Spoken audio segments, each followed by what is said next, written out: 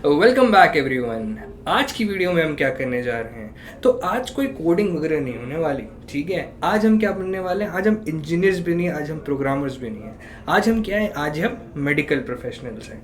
ठीक है, और मेडिकल प्रोफेशनल्स भी ऐसे वैसे मेडिकल प्रोफेशनल या डॉक्टर नहीं, हम ब्रेन के मेडिकल प्रोफेशनल हैं, ब्रेन के डॉक्टर बनेंगे। और हमारा पहला पेशेंट कौन होगा, वो होगा Node.js। जी हाँ, तो हम बात करने जा रहे हैं आज किसकी, आज हम बात करने जा रहे हैं हमारे प्यारे Node.js की। और हम देखने जा रहे हैं the brain behind Node.js, the brain behind Node.js। तो इस वीडियो का फ्लो किस तरीके से चलने वाला है, इस वीडियो का फ्लो सबसे पहले चलेगा, सबसे पहले हम थोड़ा सा ब्रीफ में आपको बता दीजिए, आपको ऑलरेडी पता ही है कि Node.js क्या है। ठीक है, तो Node.js के बारे में हम थोड़ा सा पढ़ेंगे। उसके बाद में हम क्या करने जा रहे हैं, हम डिस्कस करने जाएंगे Node.js का आर्किटेक्चर। विल सी कि Node.js का आर्किटेक्चर कैसा है, भाई ये खाता क्या है, इतना तेज कैसे है। ठीक है, तो Node.js का आर्किटेक्चर, Node.js के आर्किटेक्चर के बाद हम बात करेंगे एसिंक्रोनस बिहेवियर की। किसके एसिंक्रोनस बिहेवियर की, ऑब्वियसली नोड के। ठीक है, कि किस किस तरीके से एसिंक्रोनस बिहेवियर नोड शो करता है। और यहाँ पर कुछ लाइब्रेरीज यूज होती हैं, हमारे जावास्क्रिप्ट का V8 इंजन काम करता है। ठीक है, पीछे Node.js के पीछे क्या है, V8 इंजन ही तो है। तो V8 इंजन के बारे में भी हम देखेंगे। और एक लाइब्रेरी है जिसका नाम है libuv। ठीक है, पैकेज है ये, इसको लिखा गया है C++ में, है ना। ये भी एक खास बात आपको मैं बता दूं कि क्या है, जावास्क्रिप्ट बेसिकली Node.js जो है, Node.js को ऐसे सिर्फ सिंपली जावास्क्रिप्ट में नहीं लिखा गया है। ये क्या है, 70% C++ का कोड पीछे चलता है Node.js के, जो हमको अलाउ करता है कि हम क्या करें, जावास्क्रिप्ट को हमारी सिस्टम में चला लें। ठीक है, तो इस तरीके से जो है Node.js काम करती है, वो सारी चीज़ें हम अभी डिटेल में देखेंगे। ये मैं बस आपको ओवरव्यू दे रहा हूँ कि हम देखने क्या क्या वाले हैं। तो इसको मैं यहाँ पे इरेज कर देता हूँ, यहाँ अच्छा लग नहीं रहा ये, तो लेट्स जस्ट इरेज दिस। ठीक है, और हम देखने जा रहे हैं क्या, बेसिकली V8 और libuv तो हम देखेंगे ही देखेंगे। आर्किटेक्चर हो गया, एसिंक्रोनस बिहेवियर हो गया। उसके बाद हमारा यहाँ नीचे लिख देता हूँ मैं V8 एंड libuv। ठीक है, इन दोनों के बारे में हम देखेंगे कि ये दोनों आखिर में है क्या, और किस तरीके से Node.js को ये हेल्प करती हैं, Node.js को कैसे ये फास्ट बनाते हैं। ठीक है, और उसके बाद हम पूरा का पूरा इस तरीके से हमारा फ्लो खत्म होगा। उसके बाद हम देखेंगे कि libuv जो लाइब्रेरी है, हमारा जो इवेंट पूल है। ठीक है, हमारा इवेंट पूल क्या होता है और हमारा थ्रेड पूल क्या होता है। ठीक है, इस तरीके से हम क्या करेंगे, पूरा का पूरा Node.js आर्किटेक्चर, उसका एसिंक्रोनस बिहेवियर, उसके पीछे internal working, event pool, thread pool, इस तरीके से हम पूरे के पूरे वीडियो में चलने जाएंगे और देखेंगे कि Node.js क्यों इतनी तेज़ है, Node.js के पीछे आखिर है क्या। ठीक है, तो अब इस चीज़ को मैं करता हूँ यहाँ से क्लियर, और सारी चीज़ें ही क्लियर कर देते हैं इसको। तो ठीक है, और मैं यहाँ पे बताता हूँ कि आपको सबसे पहले कि Node.js आखिर में है क्या।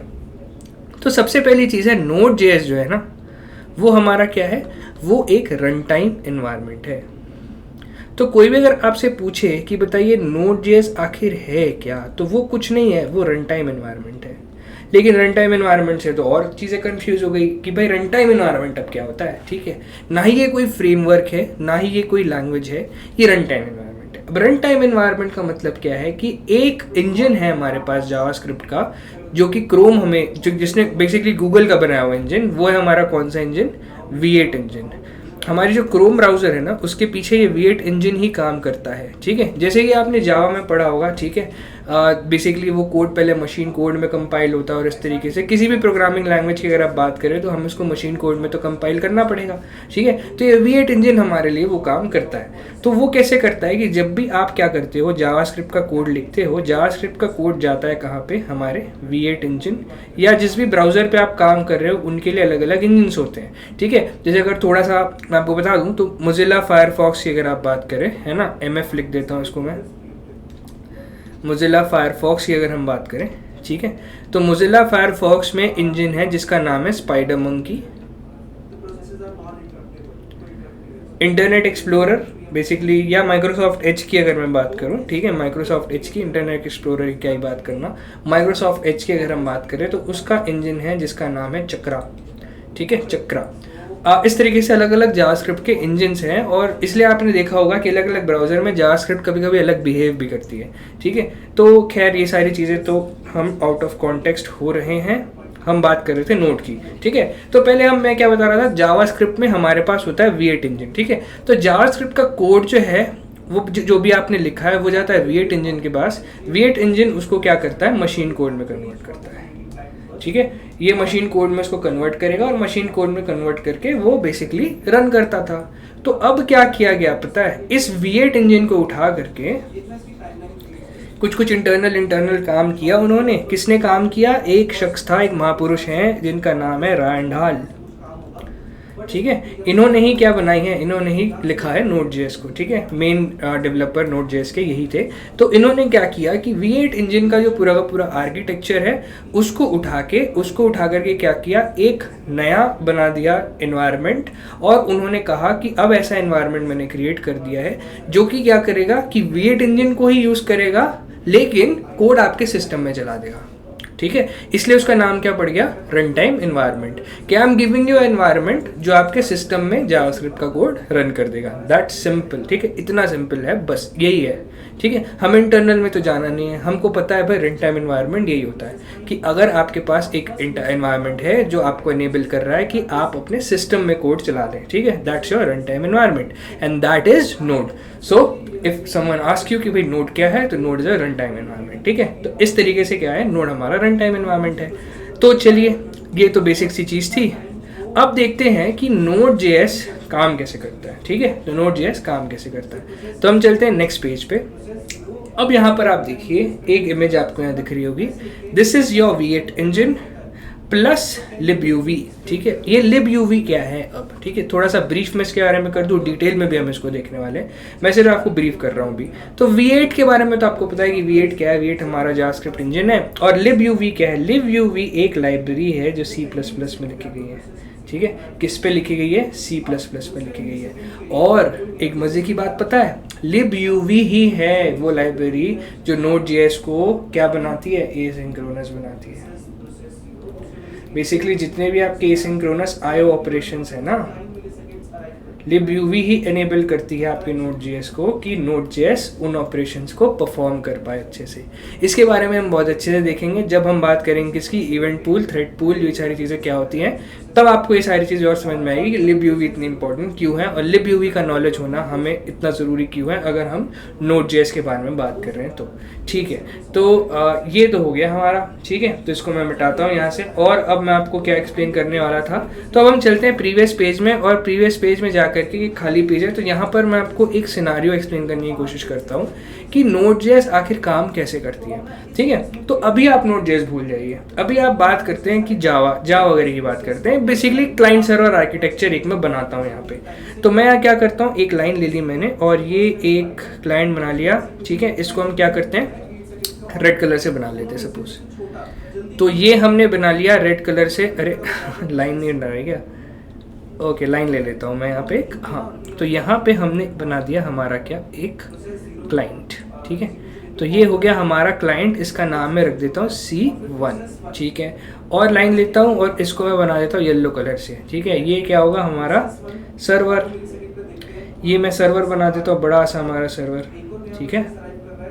ये हमारा सर्वर हो गया। तो ये हमारा क्लाइंट हो गया और ये हमारा हो गया सर्वर। तो इसके अंदर मैं लिख देता हूँ सर्वर की, ये हमारा सर्वर है भाई, ठीक है।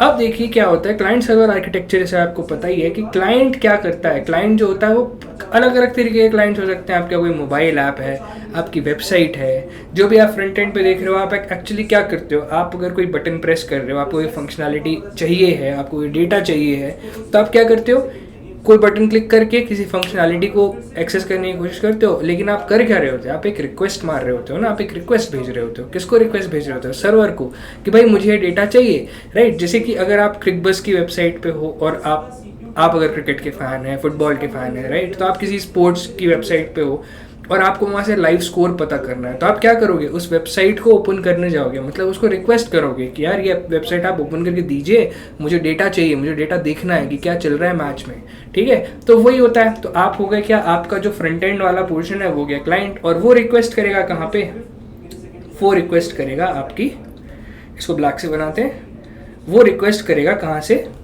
क्लाइंट से सीधा आपके सर्वर पे। तो ये क्लाइंट है आपका और ये क्लाइंट ने मारा रिक्वेस्ट, ठीक है। तो ये आपकी चली गई रिक्वेस्ट। अब ठीक है भाई, रिक्वेस्ट तो गई। अभी सर्वर ने देखा, अच्छा मेरे पास ये रिक्वेस्ट आई है, इसने अपनी एक थ्रेड पे डाल दिया उस रिक्वेस्ट को। ये मेरी एक थ्रेड है, इसको मैं T1 कह देता हूँ। एक थ्रेड मेरी चल रही है जो रिक्वेस्ट को प्रोसेस करेगी, प्रोसेस करके क्या कर देगी, आपको आपका रिस्पॉन्स भेज देगी, है ना। कुछ टाइम लगेगा, सपोज 2 सेकेंड 3 सेकेंड लग गए, कुछ टाइम लग गया, ठीक है भाई। अब एक बात हो गई कि क्या क्लाइंट एक ही होगा? क्या एक टाइम पे आप ही हो जो किसी वेबसाइट या किसी मोबाइल ऐप से किसी सर्वर को एक्सेस करना चाह रहे होंगे? नहीं, क्लाइंट्स तो बहुत हो सकते हैं, ठीक है। अलग अलग टाइम पे हम अलग अलग टाइम पे जो है बहुत सारे क्लाइंट्स एक साथ सर्वर पे रिक्वेस्ट मार सकते हैं। तो सपोज कि हमारे पास और क्लाइंट्स हैं, ठीक है। सपोज हमारे पास और क्लाइंट है, C1 है, C2 है, C3 है, ऐसे करके न्यूमरस क्लाइंट हमारे पास हैं। अब देखिए इस प्रोसेस को होने में कितना टाइम लगा, 3 सेकंड, ठीक है। अब ये क्लाइंट 2 रिक्वेस्ट मारेगा, ठीक है, क्लाइंट 2 रिक्वेस्ट करेगा, तो क्या यही थ्रेड उसको अगर क्या करने जाए, प्रोसेस करने जाए, तो इसको तो यही रिक्वेस्ट करने में, यही रिक्वेस्ट पड़ी है इस थ्रेड पे, इसको 3 सेकंड लग गए इसका रिस्पॉन्स देने में, तो इसको भी लगेगा 3 सेकंड, ठीक है। वो भी आएगा 3 सेकंड के बाद, फिर इसके लिए भी 3 सेकंड, मतलब इसको टोटल कितना वेट करना पड़ेगा, इसके लिए 3, इसके लिए 3 और अपने रिस्पॉन्स के लिए भी 3, मतलब ये 9 सेकंड वेट कर रहा है, ठीक है। तो क्या ये इफेक्टिव तरीका है? इससे तो बहुत स्लो हो जाएगी ना चीज़ें, ठीक है। तो इसलिए कॉन्सेप्ट है, अभी हम बात Node.js की नहीं कर रहे हैं, तो इसलिए कॉन्सेप्ट है किसका, मल्टी थ्रेडिंग का, कि हमने क्या कर दिया, दूसरे थ्रेड्स बना दिए, कुछ T2, T3, T4 ऐसे करके न्यूमरस थ्रेड हमने बना दिए, और हर एक रिक्वेस्ट अलग अलग थ्रेड जो है वो क्या करता है, प्रोसेस करता है बेसिकली, और उसका रिस्पॉन्स दे देगा। जैसे क्लाइंट 2 ने अगर यहाँ पे रिक्वेस्ट मारी होगी तो इसको थ्रेड 2 रिस्पॉन्स भेजेगा, ठीक है। थ्रेड 3 में इसने मारा होगा तो थ्रेड 3 इसको रिस्पॉन्स भेजेगा। कुछ इस तरीके से आपका आर्किटेक्चर चल रहा है। सॉरी मैं बहुत बोर्ड वर्क काफ़ी गंदा है, ठीक है, पता नहीं क्यों जम में नहीं रहा है, कोई बात नहीं, आपको समझ में तो आ रही है चीज़ें, ठीक है। तो इस तरीके से क्या है, ये सपोज आपकी रिक्वेस्ट थी, ठीक है, और यहाँ से आपका रिस्पॉन्स आ रहा है वापस, ये आपकी रिक्वेस्ट थी और यहाँ से रिस्पॉन्स आ रहा है आपका वापस, ठीक है। तो इस तरीके से क्या हुआ, मल्टी थ्रेडिंग जो है वो अप्लाई हो गई, ठीक है। जैसे कौन सी लैंग्वेज होती है हमारे पास, जावा की बात कर लीजिए, PHP की बात कर लीजिए, ठीक है। आपने किसी में बैकएंड अपना बैकएंड सर्वर लगा के रखा हुआ है, तो इस तरीके से उन लैंग्वेजेस में काम होता है ना, अगर उनसे आपने बैकएंड लिखा हुआ है। अब इसको मैं करता हूँ क्लियर, ठीक है। अब आ रही है मेन चीज़, आप अगर जाके देखें तो आप पढ़ेंगे कि Node.js इज सिंगल थ्रेडेड। क्या है, Node.js जो है वो सिंगल थ्रेडेड है। अभी हमने क्या देखा कि अभी तो हमने बैकएंड लिखा, वहाँ पर हमें मल्टीपल थ्रेड्स लग रहे थे रिक्वेस्ट को प्रोसेस करने में, उसका रिस्पॉन्स वापस करने में। लेकिन अगर Node.js सिंगल थ्रेडेड है तो वो इतनी सारी थ्रेड्स को कैसे हैंडल करता होगा, बेसिकली सॉरी थ्रेड्स कह रहा हूँ, इतनी सारी रिक्वेस्ट को कैसे हैंडल करता होगा एक साथ। वो तो सिंगल थ्रेड पे ही चल रहा है, उसके पास मल्टी थ्रेडिंग तो है नहीं, वो कैसे करता होगा, राइट। तो अब हम वो समझने की कोशिश करते हैं कि अब Node.js अपना जादू कैसे दिखाता है। यहाँ पे मैं बनाता हूँ एक सर्वर और, ठीक है। ये मैंने बनाया ग्रीन कलर से, ग्रीन कलर सिग्निफाइज कि हम नोड के सर्वर की बात कर रहे हैं, ठीक है। पहले हम सर्वर की बात कर रहे थे, वो दूसरे सर्वर्स की बात कर रहे थे, जावा PHP जिसमें भी आपने लिखा हो, ठीक है, व्हाटएवर मल्टी थ्रेडिंग लैंग्वेज होगी वो। अब हम बात करते हैं किसकी, यहाँ पे हमारा फिर से क्लाइंट्स बनाएंगे हम। तो हमारे क्लाइंट्स हो गए, एक क्लाइंट हमने बनाया, ठीक है, 2 क्लाइंट हमने बनाया, 3 क्लाइंट हमने बनाया, ऐसे करके न्यूमरस क्लाइंट हमारे हो गए, ठीक है। तो यहाँ पे और क्लाइंट्स हमारे होंगे, जितने भी क्लाइंट होंगे। तो ये हमारा C1, ये हमारा C2, ये हमारा C3, ठीक है, ऐसे करके हमारे क्लाइंट्स हैं। Node.js चल रही है सिंगल थ्रेड में, हमारे पास कोई थ्रेड यहाँ है नहीं, ठीक है। तो Node.js सर्वर यहाँ पे मैं लिख देता हूँ, ये हमारा Node.js सर्वर, ठीक है। अब Node.js सर्वर क्या करेगा, इन ये जो रिक्वेस्ट तो जाएंगी, यहाँ पे रिक्वेस्ट आई सपोज, ठीक है। तो इस क्लाइंट ने एक रिक्वेस्ट करी यहाँ कि भाई मुझे डेटा चाहिए, इस क्लाइंट ने भी रिक्वेस्ट करी मुझे डेटा दो, इस क्लाइंट ने भी रिक्वेस्ट करी मुझे डेटा दो। Node.js बोला देखो भाई सुनो, मेरे पास तो सिंगल थ्रेड है, ठीक है, तो मैं सबकी रिक्वेस्ट एक साथ पूरी नहीं करूँगा, ठीक है, तुमको करना पड़ेगा वेट, लेकिन तुम मेरी मेन थ्रेड को नहीं रोक सकते। मेरे पास सिंगल थ्रेड है, ठीक है, और मैं उस सिंगल थ्रेड को किसी भी हालत में नहीं रोकूंगा, मैं तो नहीं रोक रहा अपनी थ्रेड। वो क्या करेगा, इन सारे रिक्वेस्ट को, अच्छा तुमको रिस्पॉन्स चाहिए ना, तो तुम एक काम करो, एक एरिया मैं यहाँ पे बना देता हूँ अलग से, ठीक है, नोड जेएस ऐसा बोलेगा कि मेरे पास एक एरिया अलग से बना हुआ है, ठीक है, वो एरिया क्या है, वो एरिया है मेरे वर्कर्स का एरिया। तो यहाँ पर हमारे होते हैं कौन, वर्कर्स, ठीक है, ये होते हैं हमारे वर्कर्स।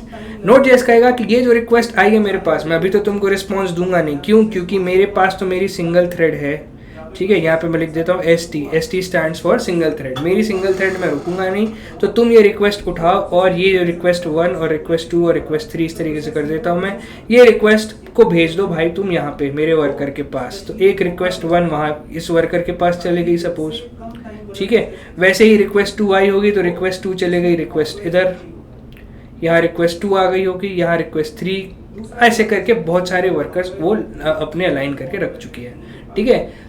अब जब क्या होगा कि जब ये रिक्वेस्ट इन वर्कर्स में क्या हो रहे होंगे, प्रोसेस हो रहे होंगे, मतलब यहाँ से रिक्वेस्ट गया होगा आपके डेटाबेस पे, वहाँ से आया होगा आपका डेटा और यहाँ पर डेटा आके बैठा होगा, ठीक है। फिर जैसे ही नोड जेएस ने अपने क्या कर लिया होगा, अपनी पूरी थ्रेड को रन कर लिया होगा। अब थ्रेड को रन करने के बाद देखेगा अच्छा इस रिक्वेस्ट के लिए रिस्पॉन्स आ गया है, तो भाई रिस्पॉन्स भेज दो वापस। तो यहाँ से रिस्पॉन्स आया और ये रिस्पॉन्स गया इसके पास, ये रिस्पॉन्स गया इसके पास, ठीक है, सेकंड वाला रिस्पॉन्स गया सेकंड क्लाइंट के पास, थर्ड वाला रिस्पॉन्स गया थर्ड क्लाइंट के पास, ठीक है। तो बेसिकली अगर आप देखें तो यहाँ पर भी हमने थ्रेड्स ही क्रिएट किए हैं, ठीक है, इन रिक्वेस्ट को भी हम अलग अलग थ्रेड्स पे ही चला रहे हैं, लेकिन हम उसको नोड सर्वर पे नहीं चला रहे, जहाँ हमने बैकएंड लिखा है नोड जेएस वो थ्रेड हमें नहीं दे रहा है। ये थ्रेड, ये जो वर्कर्स हैं, ये कहाँ से मिलते हैं हमें, ये हमें हमारा ओएस दे रहा होता है, ठीक है, हमें हमारे ऑपरेटिंग सिस्टम के थ्रेड्स को ही यूज़ करना है, ठीक है। कुछ फंक्शनैलिटीज़ हमारे कर्नल की लगी हुई है, ठीक है, कुछ इंटरनल कोड उन्होंने लिख के रखा है, ठीक है, कि किस तरीके से कर्नल जो है वो आपको थ्रेड्स का एक्सेस दे देगा। बेसिकली ओएस, हाँ ओएस भी कह सकते हैं ना, kernel and OS are similar things, ठीक है, कर्नल नहीं तो ओएस नहीं, ओएस नहीं तो कर्नल नहीं, ठीक है। तो हमारा जो कर्नल है वो अलाउ करता है नोड जेएस को कि okay use these threads and process करो, ठीक है। And this is the reason, अगर आपसे कभी कोई पूछे कि भाई नोड जेएस इतना तेज कैसे है और नोड जेएस जो है वो किस तरीके से पूरा का पूरा प्रोसेसर यूज कर लेता है, ठीक है तो वो सिंगल थ्रेडेड ही, लेकिन वो कैसे पूरा का पूरा प्रोसेसर यूज कर लेता है, ठीक है, कैसे वो मल्टी प्रोसेसिंग काम कर लेता है, कैसे वो पैरेलल में चीजें कर देता है, तो वो यही चीज है कि वो क्या यूज करता है, इन वर्कर्स को यूज करता है, राइट। तो ये एक आर्किटेक्चर है कि किस तरीके से नोड का सर्वर बनता है, राइट। जैसे आपने देखा पहले क्या देखा आपने कि किस तरीके से हमने जावा के लिए सर्वर बनाया हुआ था, जावा PHP का सर्वर बनाया हुआ था, उसमें ऑलरेडी मल्टी थ्रेडेड लैंग्वेज में ही है। यहाँ हमारे पास मल्टी थ्रेडिंग लैंग्वेज में नहीं है, ठीक है, या हमारे पास में क्या है, ये वर्कर्स के थ्रू है। अब क्या था ना, पता एक छोटा सा फैक्ट मैं आपको बता दूं कि उस टाइम पे भी ना 2 ऑप्शन दिए गए थे रैंडाल को कि आप या तो एक काम करें नोड.js के अंदर ही थ्रेड्स इंप्लीमेंट कर ले, मल्टीपल थ्रेड्स, और या तो क्या करें आप इस तरीके से काम करें, ठीक है, या तो आपके पास ये ऑप्शन है। तो रैंडाल ने कहा कि अगर मैं नोड.js पे मल्टी थ्रेडिंग यूज़ कर लूँ तो मैं तो जावास्क्रिप्ट को ही हटा रहा हूँ ना वहाँ से। जावास्क्रिप्ट तो हमेशा सिंगल थ्रेडेड थी, तो जावास्क्रिप्ट का जो नेचर है, बेसिक नेचर है, वही हट जाएगा, तो नोड फिर जेएस कैसे रहेगी, ठीक है, नोड जेएस कैसे बोल सकते हैं उसको। तो इसलिए उन्होंने क्या किया, इस तरीके से उसको इम्प्लीमेंट किया इंटरनली, ठीक है। तो ये पूरा का पूरा हमारा नोड जेएस कैसे काम करता है उसके बारे में था। अब हम चलते हैं नेक्स्ट पेज, और नेक्स्ट पेज में अब हम आगे की चीज़ें डिस्कस करेंगे। तो बेसिकली ओपन बोर्ड मेरा बंद हो चुका है, ये मैं ओपन बोर्ड ओपन कर लेता हूँ। ऑल राइट, हम फाइल लूज़ कर चुके हैं, तो मैं वापस आता हूँ एक बार सारी फाइल्स लेके। ओपन बोर्ड की पता नहीं कुछ एरर हुआ था, ओपन बोर्ड ऑटो क्लोज हो चुका, तो आता हूँ मैं वापस। ओके, तो हम वापस आ चुके हैं और अब हम बात करते हैं किसकी, libuv लाइब्रेरी की, ठीक है। जैसे कि अभी तक आपने क्या देखा कि किस तरीके से हमने V8 इंजन का यूज़ किया जावास्क्रिप्ट कोड को रन करने के लिए, किस तरीके से हमने नोड.js से क्या किया, सर्वर बनाया, कैसे नोड.js मल्टीपल रिक्वेस्ट को हैंडल कर रहा था, ठीक है। तो अब बेसिकली क्या है, हम इस लाइब्रेरी की बात करने वाले, लेकिन इस लाइब्रेरी की बात करने से पहले हमें क्या समझना होगा, हमें समझना होगा कि सिंक्रोनस आईओ और एसिंक्रोनस आईओ में डिफरेंस क्या होता है, सिंक्रोनस बिहेवियर क्या होता है और एसिंक्रोनस बिहेवियर क्या होता है। तो इस इमेज में आप साफ साफ देख सकते हैं कि क्या है कि हमारे पास एक सिंगल थ्रेड है, ठीक है, सिंगल थ्रेड है, और जैसे ही कोई एक फंक्शन है जो क्या कर रहा है, एक फंक्शन है जिसको अपना आउटपुट देने में टाइम लग रहा है, जिसको एग्जीक्यूट होने में टाइम लग रहा है, ठीक है। सपोज कोई नेटवर्क रिक्वेस्ट हो, कोई एपीआई कॉल हो, इस तरीके की कोई फंक्शन है, उसको क्या लग रहा है, टाइम लग रहा है डेटा लाने में। तो यहाँ पे क्या हुआ, ये थ्रेड क्या हो गई, रुक गई, ब्लॉक हो गई ये थ्रेड। ब्लॉक हो गई, कब तक ब्लॉक रहेगी? जब तक ये आउटपुट नहीं आ जाता, और ये आउटपुट जब आएगा उसके बाद जाके थ्रेड वापस कंटिन्यू होगी, है ना। तो ये बिहेवियर क्या हो गया? Synchronous behaviour. लेकिन ये सिंक्रोनस बिहेवियर क्या कहता है कि मैं अपने थ्रेड को नहीं रोकूंगा चाहे कुछ भी हो जाए, है ना, मैं अपने थ्रेड को तो रोकूंगा नहीं। तो उसने क्या किया, देखिए यहाँ पे कि थ्रेड यहाँ पे कहीं पर भी ब्लॉक नहीं हुई, कहीं पर भी थ्रेड यहाँ पर कटी नहीं है, ठीक है, कहीं पे भी थ्रेड यहाँ पर ब्रेक हुई नहीं है, वो कंटिन्यू चलती जा रही है। और इस फंक्शन को क्या किया हुआ है, एक अलग एरिया में डाल दिया हुआ है कि आप देखिए, आप एक फंक्शन हो, हैवी फंक्शन हो, मुझे पता है, लेकिन मैं अपनी थ्रेड नहीं रोकूंगा, आप कहीं और जाके एग्जीक्यूट हो जाओ, रिस्पॉन्स लेके आ जाना, जब रिस्पॉन्स आ जाएगा तो मुझे बता देना, मैं आपको एग्जीक्यूट कर दूंगा, ठीक है। इस तरीके से बिहेवियर होता है किसका? Asynchronous behaviour. तो यही बिहेवियर को देती है कौन? libuv library. libuv library Node.js को एनेबल करती है to use this asynchronous IO behaviour. कौन सा बिहेवियर? एसिंक्रोनस आईओ बिहेवियर, ठीक है। अब ये किस तरीके से देती है, तो libuv में उतना डिटेल हमें पढ़ना नहीं, क्योंकि क्या है, ये पूरी की पूरी एक C++ की लाइब्रेरी है जो इंटरनली Node.js को हेल्प करती है, और बहुत बड़ा कोड बेस भी है इसका। तो वैसे इतनी डिटेल में जाना नहीं है, हमें दो चीज़ें समझनी है। वो दो चीज़ें क्या है? वो है इवेंट लूप, जिसके बारे में नाम आपने सुना ही होगा इवेंट लूप का, कि इवेंट लूप क्या होता है ना, और क्या होता है हमारा थ्रेड पूल क्या होता है, थ्रेड पूल। इन दोनों चीज़ों के बारे में हम डिटेल में पढ़ेंगे कि ये दोनों चीज़ें क्या होती हैं। तो सबसे पहले एक एक करके हम इन दोनों चीज़ों को डिस्कस करते हैं। तो पहले चीज़ हम डिस्कस करने जा रहे हैं हमारी इवेंट लूप, उसके बाद हम देखेंगे कि थ्रेड पूल क्या होती है। चलिए देखते हैं। तो सबसे पहली बात हम करने वाले हैं किसके बारे में? हमारे इवेंट लूप के बारे में, ठीक है। अब हम समझने जा रहे हैं इवेंट लूप, ठीक है।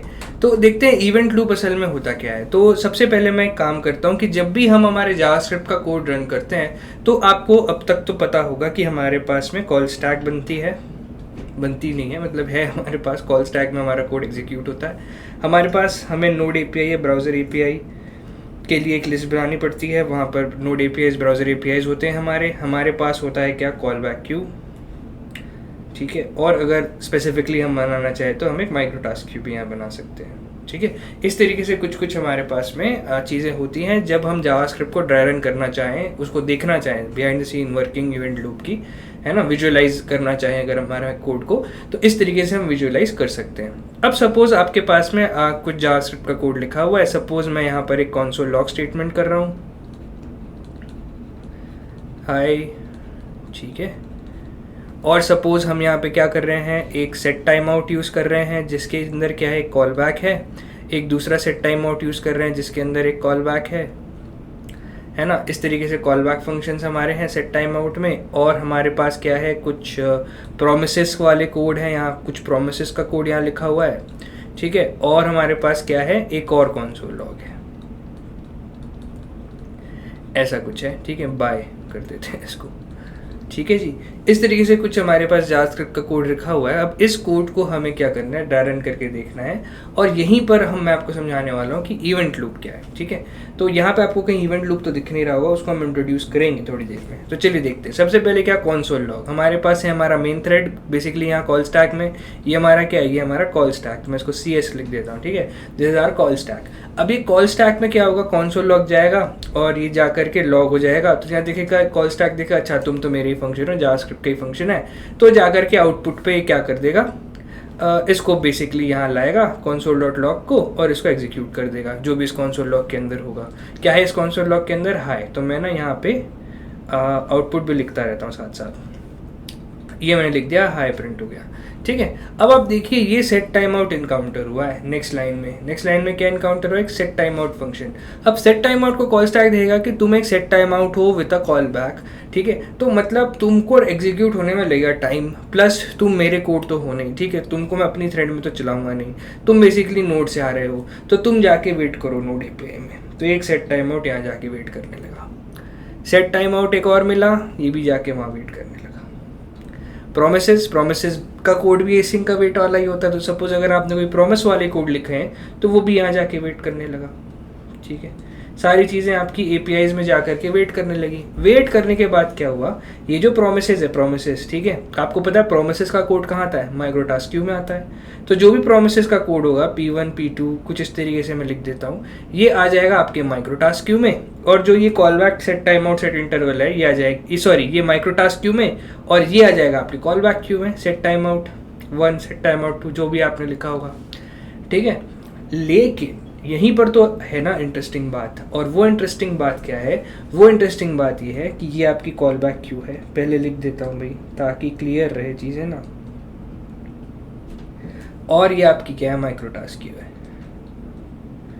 माइक्रोटास्क, ठीक है, ये माइक्रोटास्क क्यू है, ये कॉल बैक क्यू है। माइक्रोटास्क में प्रोमिसेस का कोड आता है और कॉल बैक वाले कोड जो है वो हमारे कॉल बैक क्यू में आते हैं, सिंपल। तो अब यहाँ पर क्या है कि कौन डिसाइड करेगा कि किस कोड को मुझे पहले रन करना है, कौन डिसाइड करेगा। ये इतने सारे फंक्शन हमारे पास, ये 2 set time out call back function है, ये प्रोमिसेस का कुछ हमको रिस्पॉन्स मिला है, किसको एग्जीक्यूट पहले करना है हमारे कॉल स्टैक में ले जाके, वो कौन डिसाइड करेगा, वो डिसाइड करेगा हमारा इवेंट लूप, ठीक है। तो यहाँ पे मैं बना देता हूँ एक लूप, और ये है हमारा इवेंट लूप। इवेंट लूप देखेगा कि क्या कॉल स्टैक खाली हो चुकी है, क्या मेरा मेन थ्रेड पूरा एग्जीक्यूट हो चुका है। जैसे ही मेन थ्रेड एग्जीक्यूट हो चुका होगा, मेन थ्रेड कैसे एग्जीक्यूट होगा, पहले ये दोनों चले गए भाई सारे के सारे अपने नोड एपीआईज में, फिर कंसोल लॉग बाय आया तो यहाँ पर बाय प्रिंट होगा, ठीक है। और जैसे ही ये बाय प्रिंट हो गया होगा तब हमारी मेन थ्रेड खाली हुई होगी कॉल स्टैक वाली, ठीक है। मतलब बेसिकली हमारा थ्रेड जो है वो खत्म हुआ होगा वहाँ पे।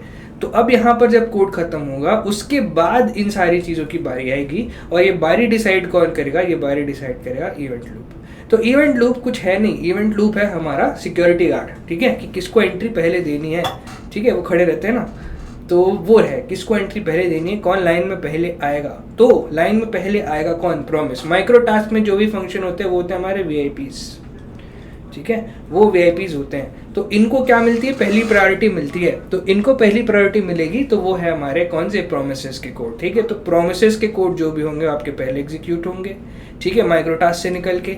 ये एग्जीक्यूट होने के बाद कॉल बैक मतलब हमारा इवेंट लूप वापस से दिखेगा कि अच्छा अब ये एग्जीक्यूट हो गए। इनके बाद हमारे पास सेट टाइम आउट्स है, तो इवेंट लूप ये कॉल बैक क्यू से इन सेट टाइम आउट्स को उठाएगा और यहाँ जाके एग्जीक्यूट कराएगा, ठीक है। कुछ इस तरीके से एग्जीक्यूट करेगा, और एग्जीक्यूट करा के फिर जो भी इनके आउटपुट होंगे, हमारे प्रोमिसेस के कोड का जो आउटपुट होगा वो पहले आएगा, और हमारे सेट टाइम आउट वाले कोड्स का जो आउटपुट होगा वो इनके बाद। तो इस तरीके से कुछ फ्लो हमारा चलेगा, ठीक है। तो बेसिकली देखिए क्या हुआ, थ्रेड तो एक ही है, थ्रेड एक ही है, लेकिन हमने इसको मैनेज किया है कुछ इस तरीके से कि सिंगल थ्रेड होने के बाद भी हमारा जो है काम जल्दी जल्दी होता रहे।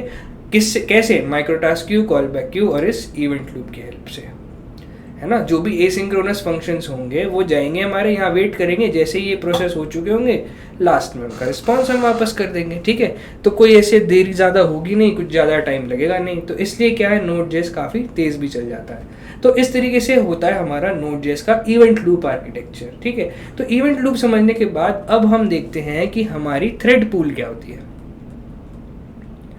इवेंट लूप तो हम समझ गए कि क्या है कि कॉल बैक फंक्शंस हमारे होंगे, तो उन कॉल बैक्स को जैसे ही वो एग्जीक्यूट होकर रिस्पॉन्स हमको वापस करेंगे, तब हमारे कॉल बैक फंक्शन का जो रिस्पॉन्स होगा उसको हमारा इवेंट लूप चेक करेगा कि किसको मुझे पहले एग्जीक्यूट करना है, और उस हिसाब से वो हमारी थ्रेड पे एग्जीक्यूट कर देगा। ये तो हमारा इवेंट लूप होता है। अब हम बात करते हैं थ्रेड पूल की, कि थ्रेड पूल अब क्या चीज़ है। तो ये आप देख सकते हैं कि एक इमेज हमारे पास है, और इस इमेज में आप बहुत अच्छे से समझ पाएंगे कि थ्रेड पूल क्या है, ठीक है। तो यहाँ पर जैसे हमने देखा था कि इवेंट लूप क्या होता है, इवेंट लूप हमारी जितनी भी फंक्शनैलिटीज़ होंगी, जो भी चीज़ें होंगी, उनको वो क्या करेगा, चेक करेगा कि क्या क्या चीज़ें मुझे कब कब एग्जीक्यूट करनी है। अब इवेंट लूप ही डिसाइड करता है कि कौन से टास्क जो है वो तुरंत हो जाएंगे, जिनको मैं हैंडल खुद कर सकता हूँ, और कौन से टास्क है जिनको लगेगा टाइम।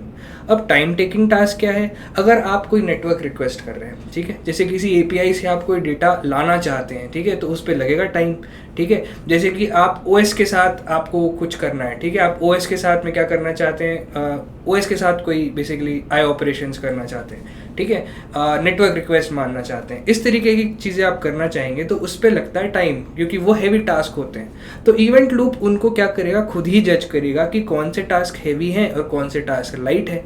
तो जो टास्क क्या है, लाइट है, जो इवेंट लूप को लेगा कि मैं खुद हैंडल कर सकता हूँ उनको, वो क्या करेगा, उन टास्क को खुद हैंडल करके उनके कॉल बैक्स कॉल करके उनका आउटपुट हमें दे देगा।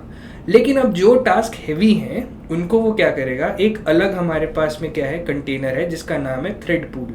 ये थ्रेड पूल भी हमें इंटरनली ही Node.js देता है, ठीक है। तो इस थ्रेड पूल में उन टास्क को क्या कर देगा, इवेंट लूप भेज देगा कि भाई आपको ज़्यादा टाइम लगेगा, आप थ्रेड पूल में जाइए और वहाँ पर जाके एग्जीक्यूट होइए। तो ये जाके ये सारे टास्क जो होंगे वो थ्रेड पूल में एग्जीक्यूट होंगे, और थ्रेड पूल में एग्जीक्यूट होने के बाद वापस इवेंट लूप देखेगा कि जब ये एग्जीक्यूट हो जाएंगे तो वो उनको आपके मेन थ्रेड में भेज करके डेटा आपको दे देगा, रिस्पॉन्स आपको दे देगा। तो बस इतना ही काम था किसका, थ्रेड पूल का। तो देखा जाए तो क्या है कि थ्रेड पूल के बारे में अगर थोड़ा सा और मैं आपको बता दूं तो थ्रेड पूल में हमारे पास 4 थ्रेड होते हैं, 4 थ्रेड का बना होता है ये, ठीक है, 4 ही थ्रेड होते हैं। और Node.js का ये कहना है कि 4 थ्रेड ही काफ़ी है, 4 थ्रेड में ही आपकी जितने भी हैवी टास्क होने होंगे वो जल्दी जल्दी हो जाएंगे। लेकिन एक और चीज़ है कि आप इसको 128 थ्रेड्स तक एक्सटेंड कर सकते हैं अगर आप चाहें तो, ठीक है। अब वो जो इंटरनल टीम में काम करते हैं Node.js के, उन्हीं से होती है ये सारी चीज़ें। इतनी सारी चीज़ों में हमें जाना है नहीं, बस मैं आपको एक ओवरव्यू देना चाहता था, थोड़ी सी नॉलेज के लिए बताना चाहता था कि थ्रेड पूल में भी इस तरीके से थ्रेड्स आप बढ़ा सकते हैं। 4 थ्रेड होते हैं, उसका 128 थ्रेड तक इंक्रीज कर सकते हैं, ठीक है।